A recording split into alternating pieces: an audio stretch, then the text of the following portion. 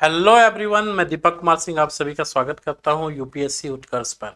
तो बच्चों, आज हम बहुत ही बेहतरीन टॉपिक पे डिस्कस करने वाले हैं, जो कि है ईमा मार्केट। मतलब पूरे एशिया में छोड़िए, पूरे विश्व में महिलाओं के द्वारा, जी हाँ, केवल महिलाओं के द्वारा ये एक संचालित बाजार है जो मणिपुर के इम्फाल में, ठीक है, आपको देखने को मिलता है। तो आज हमारा टॉपिक है, आज हम इस पे चर्चा करेंगे। तो जैसा कि आप देख सकते हैं कि ये खैर पुराना न्यूज है, लेकिन जब 2022 का न्यूज है कि 2022 में 28 नवंबर को जब मिनिस्टर जयशंकर जी, ठीक है, जब मिनिस्टर जयशंकर जी यहाँ पर पहुंचे थे, तो उन्होंने यहाँ पे एक बहुत अच्छी बात बोली थी कि अ ग्रेट एग्जाम्पल ऑफ नारी शक्ति।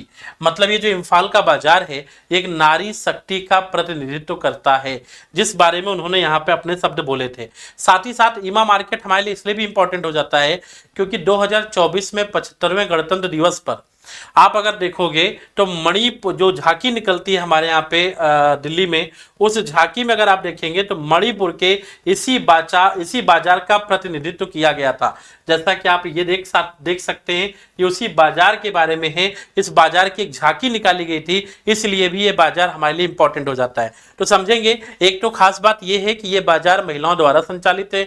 दूसरी बात ये है कि ये मणिपुर में है। और तीसरी सबसे खास बात क्या है कि इसका गणतंत्र दिवस पर जो है इस पे एक झांकी निकाली गई थी। और सबसे खास बात क्या है कि मणिपुर में जो कि प्रेसिडेंट रूल लग चुका है, और प्रेसिडेंट रूल लगने के बाद में जो वहां पे मैतेई और जो कुकी जो जनजाति हैं, ठीक है, कुकी चिन्ह, इनके बीच में जो एक हिसाब से सांप्रदायिक आपको घटनाएं देखने को मिली, क्लियर है, उसमें जो ये मैतेई समुदाय है, ये उसके द्वारा संचालित बाजार है।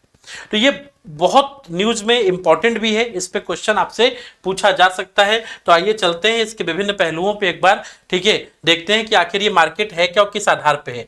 तो सबसे पहले बात करें तो ये जो ईमा मार्केट है, इसे नूपी कैथल या फिर खैराम बंद कैथल के नाम से भी जाना जाता है। ऐसा माना जाता है कि एकमात्र बाजार है जो पूरी तरह महिलाओं से संचालित है, क्योंकि यहाँ पे 5000 से 6000 महिला विक्रेता है। और ईमा का अर्थ होता है माँ, और आपका कैथल का अर्थ होता है बाजार, इसलिए इसे हम लोग मदर्स मार्केट के नाम से भी अगर आप देखेंगे तो आपको कई जगह दिख जाएगा यूट्यूब पे और कई जगह, किसे मदर्स मार्केट के नाम से भी जाना जाता है। ईमा कैथल मतलब, ठीक है, माताओं द्वारा संचालित बाजार। जी हाँ, लेकिन इसकी कहानी जो है, इसके उद्भव की कहानी काफी रोचक है, ठीक है, इसके बारे में चर्चा करेंगे। उसके पहले हम थोड़ी सी आपको बताते हैं कि इसकी बिल्डिंग की भी कुछ खास बात है। जैसे हम सभी को मालूम है कि ये जो बाजार है, ठीक है, ये मणिपुर में, और मणिपुर में आप देखेंगे कि बुद्धिस्ट और इन सबका इन्फ्लुएंस ज्यादा देखने को मिला, या प्राचीन मठों का विकास वहां पे बहुत हुआ। तो ये बोला जाता है कि इस बाजार को 3 मुख्य इमारतों में विभाजित किया गया है, और जो सड़क के दोनों किनारे पे दिखेंगी।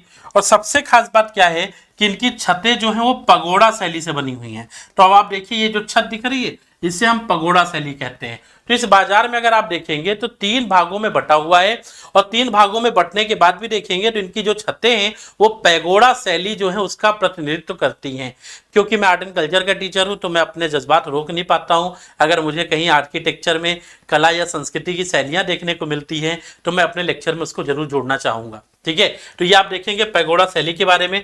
आगे बढ़ेंगे बच्चों इसी में, तो बोला जाता है कि इसमें 3 मुख्य बाजार में पहला जो बाजार है, जिसे पुराना बाजार कहते हैं, इसे हम अगर आप देखेंगे तो मणिपुरी में लई मारेल, ठीक है, सिदाबी ईमा के नाम से जानते हैं। जो बांस से बनी वस्तुएं, सूती धागे, गहने, फल फूल, मछली और मसाले यहाँ पे देखने को मिलेंगे। और सबसे खास बात क्या है कि सबसे पुराना और सबसे बड़ा अगर आप देखेंगे मार्केट है, जहां पे कैथल लैरेम्बी नामक देवी और लैराम्बा नामक जो देवता हैं, उनका एक मंदिर स्थापित है। फिर अगेन मैं कल्चर पे आ गया, क्या करें, जज्बात है, रुक नहीं सकते। और एमू इनू ईमा कैथल लक्ष्मी बाजार के नाम से जाना जाता है। ये घरेलू सामान, बिस्तर, चादर, मच्छरदानी, शॉल और पारंपरिक वस्त्र का बाजार है। ये सबसे छोटा बाजार है। उसके बाद तीसरा बाजार आ जाता है, जिसे हम फोई ओईबी ईमा कैथल के नाम से जानते हैं, जिसे न्यू मार्केट कहा जाता है। यहाँ पे हाथ से बने हुए कपड़े, जी हाँ, विशेष रूप से फानेक, साड़ी और इनाफी जो हैं यहाँ पे बनाए जाते हैं, यहाँ पे आपको मिलते हैं। ये पारंपरिक मणिपुरी कपड़ों का सबसे महत्वपूर्ण केंद्र है इम्फाल में। तो आप देखेंगे किस प्रकार से ये बाजार जो है 3 भागों में आपको देखने को मिलता है। अब इसके इतिहास और प्रबंधन की बात करें तो इस बाजार का विकास या इसकी स्थापना 16वीं शताब्दी में हुई, लेकिन इसका विकास आप जानते हैं लालुप काबा प्रणाली से उत्पत्ति है। अब आपके दिमाग में आएगा कि सर ये लालुप काबा प्रणाली क्या है, जब समझिएगा मैं आपको आसान भाषा में समझाने की कोशिश करता हूं। पहले मणिपुर में जो पुरुष होते थे, जो वयस्क होते थे, वो युद्ध लड़ने के लिए या सेना के साथ पलायन कर जाते थे, तो मजबूरी में रहते हुए महिलाओं को घर चलाने के लिए सारे कार्य करने पड़ते थे या घर का प्रबंधन करना पड़ता था, क्योंकि पुरुष युद्ध पे चले जाते थे लंबे समय के लिए, तो महिलाओं के द्वारा ही संचालन किया जाता था, प्रबंधन किया जाता था। इसी प्रणाली को हम लोग कहते हैं लालुप काबा प्रणाली। इसी प्रणाली ने जब आगे चल के रूप लिया, क्योंकि एक परंपरा चली आ रही है और ये परंपरा लंबे समय से रही, तो महिलाओं ने आर्थिक भागीदारी जो है, इकोनॉमिक पार्टिसिपेशन में महिलाओं का रोल काफी बढ़ गया और इसके चलते आप देखेंगे कि कितना बड़ा बाजार यहाँ पे जो है स्थापित हुआ।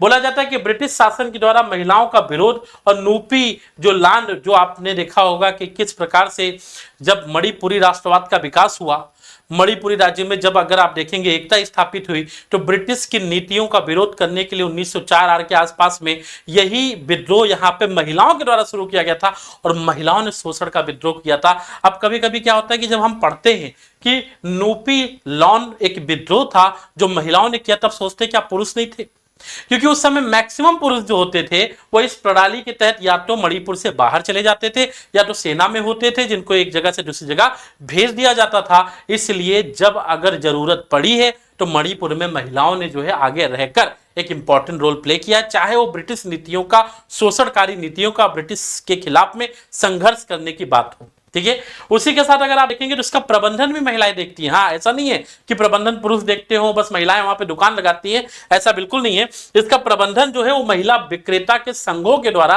किया जाता है, जो इसकी एक इंपॉर्टेंस को यहाँ पे रिफ्लेक्ट करता है। अगर मैं इसके बाजार की आर्थिक महत्व की बात करूं तो 5000 से 6000 महिला जो विक्रेता है वो प्रतिदिन यहाँ पर व्यापार करती है।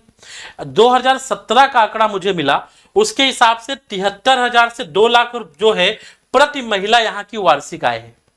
मतलब जिनकी अच्छी दुकानें हैं वो 2 लाख रुपए और जिनकी कम है तो वहां पे आप देखेंगे 73,000 रुपए वार्षिक आय उस समय देखने को मिली। और वार्षिक कुल व्यापार यहाँ पे 40 से 50 करोड़ का यहाँ पे व्यापार हो जाता है। तो आप देख सकते हैं कि किस प्रकार से मणिपुर या नॉर्थ ईस्ट में इकोनॉमिक हब के रूप में ये मार्केट देखने को मिलता है। इसी में एक और रोचक बात आपको आगे देखने को मिलेगी कि इस बाजार का अपने आप में सांस्कृतिक और सामाजिक महत्व भी है। कैसे? अब आप देखिए, परंपरा और आधुनिकता का संगम देखने को मिलता है। मतलब जहां पे आप देखेंगे तो परंपरा भी है कि वहां पे जो एक प्रणाली थी, महिलाओं ने जो एक रोल प्ले किया, और आधुनिकता भी है कि कहां वो आज के टाइम में मार्केट को रन कर रही हैं। ये दोनों चीजें देखने को मिलती हैं। महिला सशक्तिकरण का प्रतीक है, ये एक रियल सेंस में नारी शक्ति या विमेन एम्पावरमेंट को रिफ्लेक्ट करता है। और इस कारण से ये पर्यटन का बहुत बड़ा आकर्षण का केंद्र भी है, क्योंकि लोग इस बाजार को देखने जाते हैं, क्योंकि ऐसा अद्भुत बाजार पूरी दुनिया में और कहीं नहीं है। जी हाँ, और ये एशिया का सबसे बड़ा बाजार है जो महिलाओं द्वारा क्या है, संचालित है। तो ये चीज आपको यहाँ पर देखने को मिलेगी। तो निष्कर्षतः हम लोग कह सकते हैं कि ईमा मार्केट महिला शक्ति और आत्मनिर्भरता का प्रतीक है, या आर्थिक, सामाजिक और सांस्कृतिक रूप से महत्वपूर्ण है, और महिलाओं के नेतृत्व में व्यापारिक सफलता का एक अनूठा उदाहरण है। जी हाँ, तो एक बार इसके बारे में जानकारी आपको होनी चाहिए। अगर आप भारतीय हैं और भारत में कुछ ऐसा हो रहा है जिसकी जानकारी अगर होती है तो देश के कोने कोने में जागरूकता फैलेगी, और आप दूसरे कोनों में भी महिलाओं को एक हिसाब से क्या मोटिवेशन मिलेगा कि जब इम्फाल में ऐसा हो सकता है तो हम अपने क्षेत्रों में क्यों ना इसका कार्य कर सकते हैं। जी हाँ, thank you so much for watching this session. ठीक है, सेशन को लाइक करेंगे और चैनल को सब्सक्राइब करेंगे। थैंक यू बेटा, जय हिंद।